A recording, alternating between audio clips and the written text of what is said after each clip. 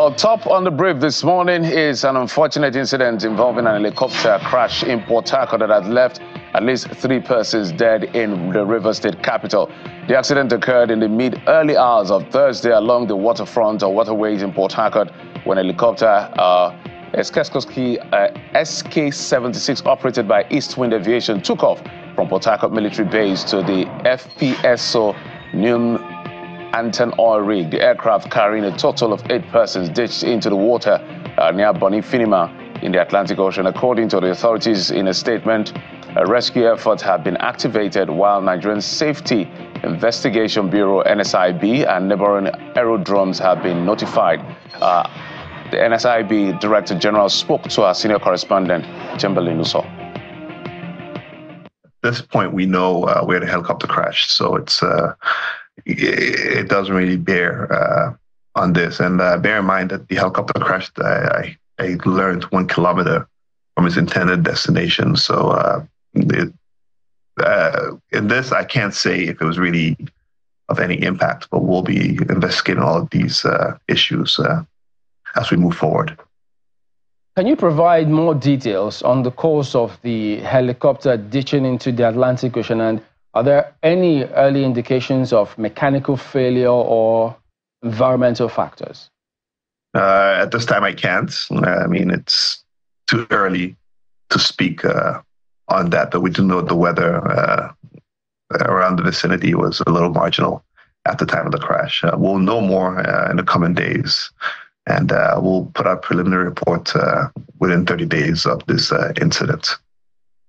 Our thoughts and our prayers are with those, the families of those who lost their lives.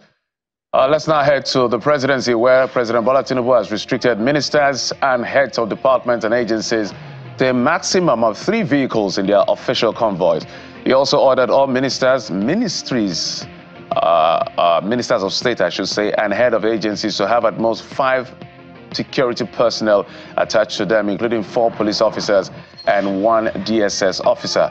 In a statement by Special Advisor on Information and Strategy, Mr. Bayo Nanuga, the cost-cutting measure has been communicated to the National Security Advisor, Nuhu Ribadu, instructing him to engage the military, paramilitary and security agencies to determine a suitable reduction in their vehicle and security personnel deployment. Meanwhile, the Senate is now in receipt of a request from President Bola Tinubu for the confirmation of the appointment of 7 ministerial nominees announced on Wednesday. President Tinubu's request seeking expeditious consideration of the request was contained in a letter addressed to the Senate President Godswill Akpabio, who read it at the commencement of plenary on Thursday, where urged the Senate to consider and confirm the 7 nominees for appointment as ministers. The ministerial nominees for confirmation include Nantaya Yewalda, Humanitarian Affairs and Poverty Reduction; Muhammadu Dangiadi, Labor and Employment; Bianca Odumegu Juku, State for Foreign Affairs; and Jumoke Oduwole, Industry, Trade and Investment. Others are Idi Mukhtar Maiha, Livestock Development; Yusuf Atta, State Housing and Urban Development; and Suwaiba Ahmed, State for Education. Distinguished Senate President, request for confirmation of ministerial nominees. I am pleased to forward to the Senate the underlisted 7 nominees for confirmation as ministers of the Federal Republic of Nigeria.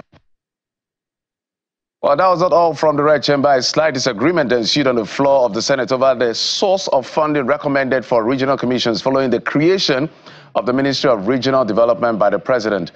This came during a clause-by-clause consideration of the South-South Development Commission establishing Bill 2024. The Senate Committee on Special Duties had, in its report, recommended 15% of statutory allocations accruing to member states in each of the geopolitical zones to be used to fund the commissions.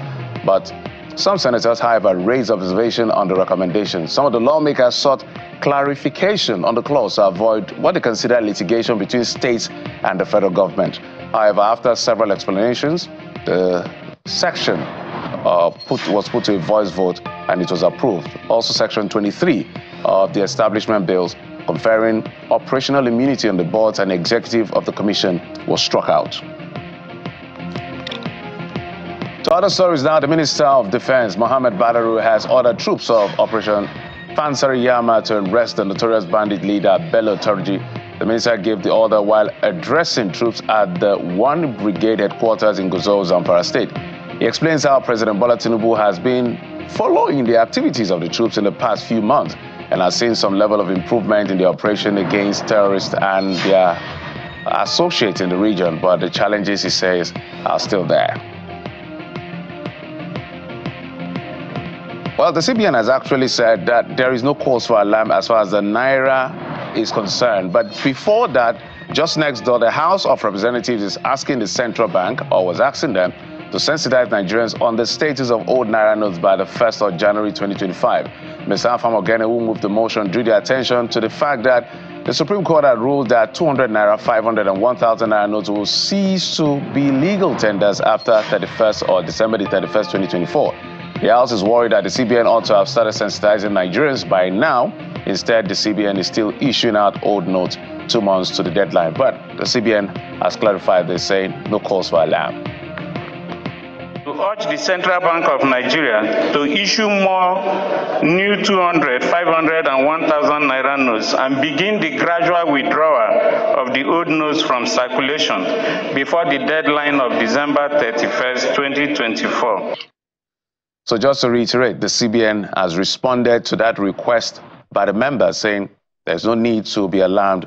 The Naira, the both notes, old and new, will be in circulation side by side. If there's an update, I'm sure the CBN will let us know. Let's move to the international scene. It's now a race against time for U.S. presidential candidates and their teams who are targeting swing states, hitting several of the key states that could decide that election just next month.